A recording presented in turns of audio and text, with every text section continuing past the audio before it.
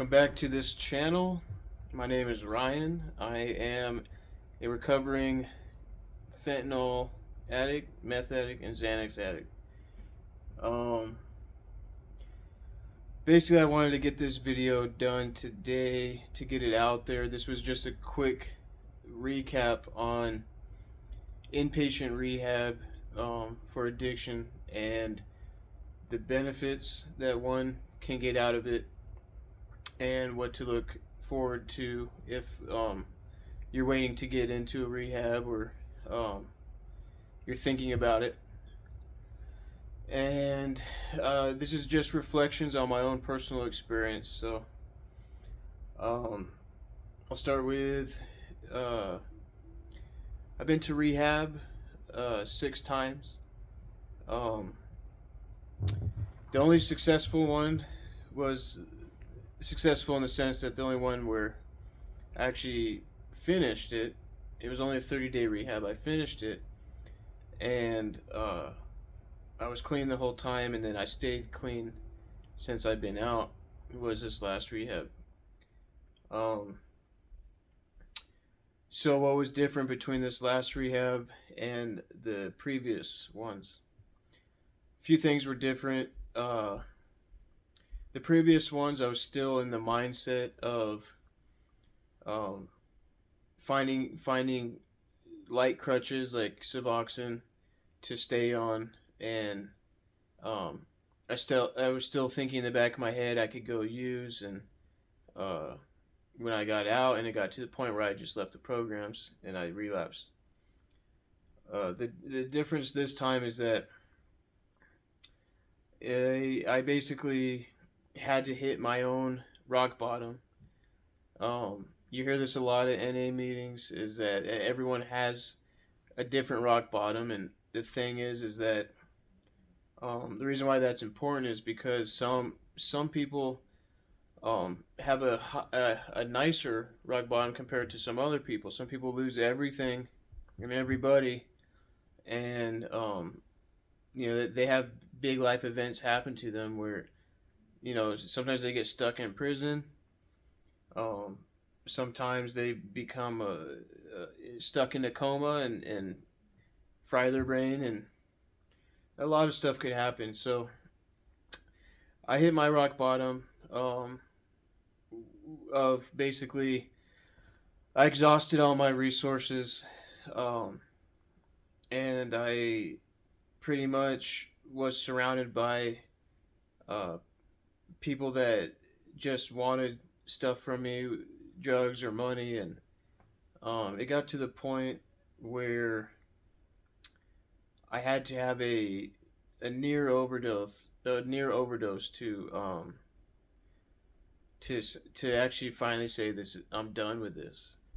Uh, in the process, I lost a couple of vehicles. I lost a lot of relationships. I lost places to live, um, rental house, uh, all kinds of stuff, jobs, Um, but the most important thing that I lost was my will to live anymore. I basically was a walking zombie, just waiting for the next fix to give me that peace of mind for a few hours.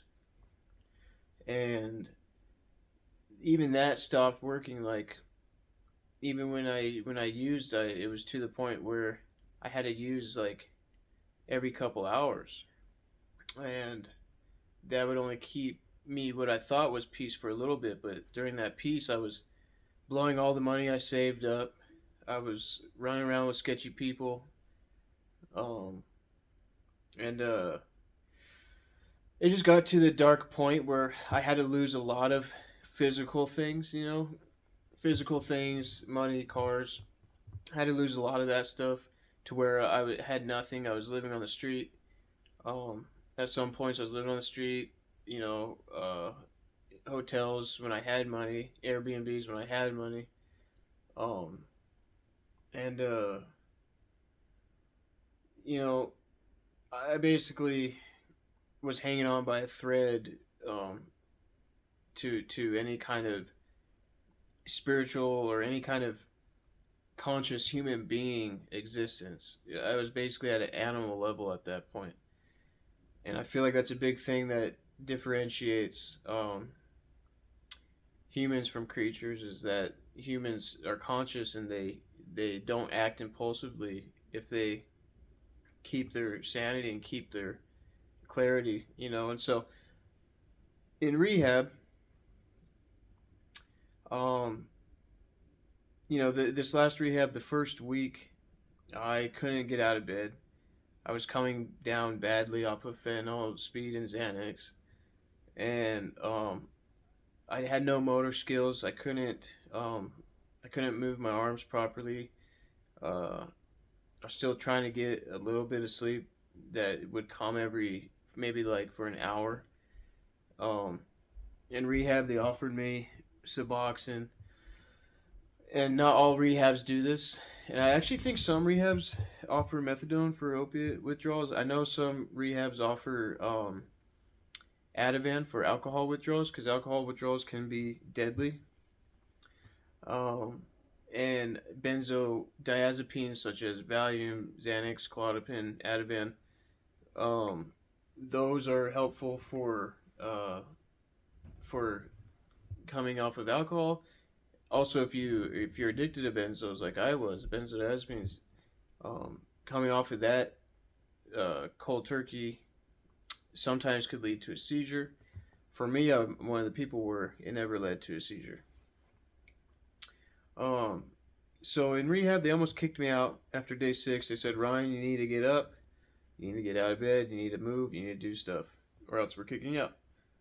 So thankfully, what happened for me was um, I was just happy I was alive, and I had a very similar feeling to being a newborn baby again. Like I remember having to learn how to use my arms again and get my motor skills back. I had to learn how to socialize again and all the nuances involved in in give and take socialization and exchanging dialogue. Um, and the things that you it's a very big thing in rehab to feel very close to the people in there, and it's because um, you're all just waking up for the first time in a long time, and you're in it. What's cool about rehab is you're in a situation where you don't have to worry about the everyday things that sometimes are triggers for people, like having to pay your bills, having to work a boring job, or um, stuff like that, having to do anything for anyone. Because at that point, when you're in rehab, uh, you got a bunch of time all day to just focus on yourself, which is literally the only thing a person needs at this point in recovery. Um, Basically, you're the way that we spent the day in rehab was uh, we got up early and we each had a chore. That was like the most responsibility we had. We had to do a chore in the house, and those are helpful because they help you get used to doing menial tasks that are everyday things. Because when we're in addiction and we're running on the streets, last thing on our mind is vacuuming the carpet, cleaning the kitchen. We don't even. This isn't even a thing that exists. A concern. So this kind of helps you get back into the shape of um, being a human being again, and being productive and taking care of your things that you choose to have in your life. Um, and we watched a lot of videos. So we would wake up early, do our chores, and we'd eat breakfast, and then we would spend an hour uh, doing a meditation. For me, meditation is extremely important, and I'm going to make a video about that later on. In fact, I plan to do many videos, daily videos, where I kind of talk about like a thought of the day that's been helping me through my recovery. That could be useful for anybody else, and anyways, I'll stay on topic. As far as rehab goes, you end up watching a lot of videos. You end up doing a lot of exercises, um, videos regarding addiction, videos regarding spirituality, videos, um, just all kinds of cool videos in the rehab I was in. Another thing you do is you get into the literature that you start learning about. You start learning about the 12 steps of AA, Alcoholics Anonymous, or NA, Narcotics Anonymous, and there's even a bunch of other ones. Um, Basically, you're just getting nonstop education on recovery, on all the principles and fundamentals and literature involved with recovery, and also the etiquette involved. We would have outside speakers come in and give an NA meeting or an AA meeting, and we got to kind of see what that was like to be a part of that, because that's going to be a big thing when you get out of rehab. Also, they teach you build a game plan in there. So while you're in there focusing on yourself and slowly building back a few daily routines that are healthy, uh, you end up you end up preparing a strategy for when you get out. And um, the most important strategy is that you get linked in with a community of people. So they go over that in NA. They also teach you fundamental things, like they do. You got to learn how to trust people again. I remember what they did for us was they blindfolded us, and we had to be led by someone in one of our peers had to lead us around the house and tell us where to walk, and we had to trust them blindly. And that's an important thing for when you get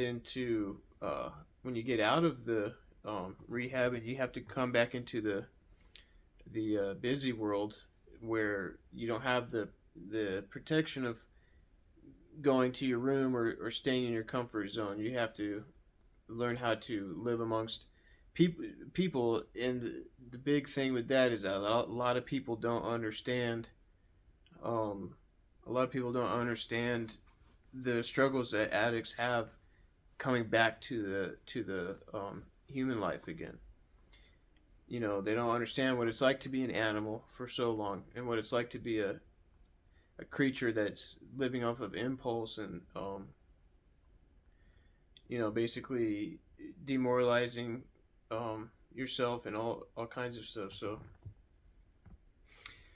basically, I just want to make this video about what to look towards in rehab. I just want to let anyone know out there that don't forget that you're doing this for yourself first and all. The benefits of it doing yourself is that you end up um, helping those around you when you become a better person again, and when you become a conscious human being that lives off of principles and not a creature that lives off of impulse. So just look forward to being human again.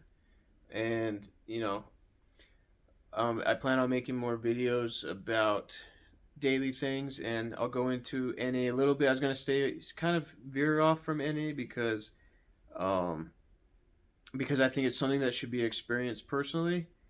I think it's very necessary for a person's recovery. They give you a lot of tools there. So this video is basically going to be an extra addition to that. My future videos are going to be, thoughts of the day that could go along with NA and AA and the recovery experience. Anyways, hope it was useful. Sorry if it wasn't. Anyways, talk to you later.